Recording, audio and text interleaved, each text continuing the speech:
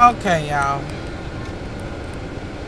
I have been kind of bad about making videos, and I've had enough.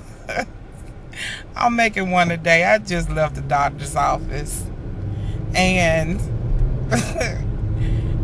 oh, something's got to give. Something has got to give. First of all, I'm gonna talk about the stuff that pisses me off. Okay, first thing, when you have,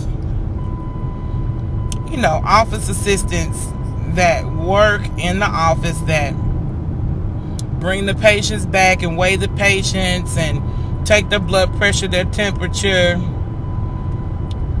and they're relying on pieces of machinery in order to give them valid information. But when you don't teach these people how to use said equipment, Houston, there's a problem. Now, I don't understand this child. Now, I'm a nurse, you know, I'm an RN. I've been a nurse for 18 years. The past 7 or 8 have been an RN. It was an LPN for 13 years. However, you add them up, that's how long I've been a nurse. Well, I knew the child was not going to get an accurate reading on my blood pressure. Number one is because it's 90 degrees outside, and I walked 2 football fields over to get to my doctor's appointment. I'm out of breath. As a matter of fact, right now, I'm about 5 seconds from needing CPR. So what in the do you think my blood pressure is going to be? 467 over 223. But you put this little bitty blood pressure cuff on my arm. I have a big arm. I got my grandmama's arms. As a matter of fact, I got my grandmama and my auntie arms put together. So don't even start.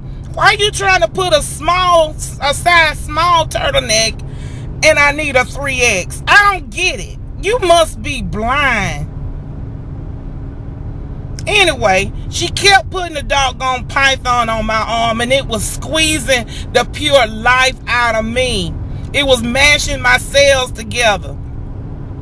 And I said, you ain't doing nothing but making me mad, baby. Take the thing off of me and do a manual blood pressure. Then she commenced to telling me she don't know how to take a, I can't hear what I'm supposed to hear. I said, you can't hear the systolic, you know, blood pressure and a diastolic blood pressure. You don't know the swishing sound that you can't hear that through the stethoscope. And she looked at me like I had, you know, falling off Jupiter or something. I said, I'm a nurse. I said, you know, why are you attempting to take my blood pressure, and you can't even take it manually? I got a problem, y'all. Doctors' offices will have you on dialysis because somebody is doing something wrong. You know, your doctor really 9 times out of 10 is gonna trust what that tech puts on that sheet of paper. They will adjust your medicines according to what that person's putting down on a piece of paper. I got a problem, y'all. Houston, there's a problem. And I'm just saying, I'm not trying to get anybody out of a job because, you know, times are, you know, in those circumstances where everybody need a job. But you don't need a job taking blood pressure and you don't know how to even listen for a systolic blood pressure. I got a problem with that. And, you know, y'all need to be checking it out. When you go to the doctor, if you're going to the doctor, go to the doctor. If you're a woman, you should have a primary physician, and you should have the chocha doctor. Okay, you need to go at least once a year to see those doctors and keep everything checked. But when you go and a person acts as if they don't know what they're doing, tell them, say, I want the nurse to check my blood pressure when you take me back to the room, or I would prefer that the doctor check my blood pressure.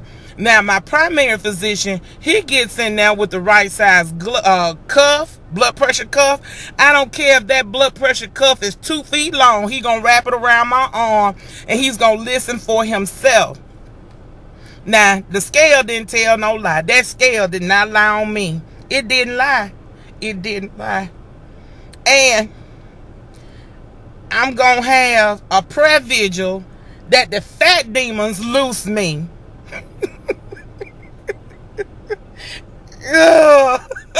So I got to do something about that. I got to do something about it. Right now, Waffle House is my curse. All of these places, the Olive Garden, that's my curse. You know what I'm saying? But y'all check out your doctor's office employees when you go in there again. Check them out. Check them out. This girl had on false nails, and I ain't got a problem with nobody with false nails. But hopefully you're not working in the medical profession. You don't need on false nails working in the medical profession. You're going to touch some things that may get under those nails, which may cause things to breed, and you just don't need it. It's just uncalled for. And then it looked like she was 3 months or past her fill-in. I have a problem now, and I'm not just in a bad mood because of the scale. I knew what the scale was going to say. God walked with me all the time. I doggone near needed some oxygen. So I knew what that was going to say. But I'm upset that this child didn't know how to take my blood pressure. You know what I'm saying? Do you have a list of your medication? I said, I can tell you what I'm taking. And so I thought that I got a problem.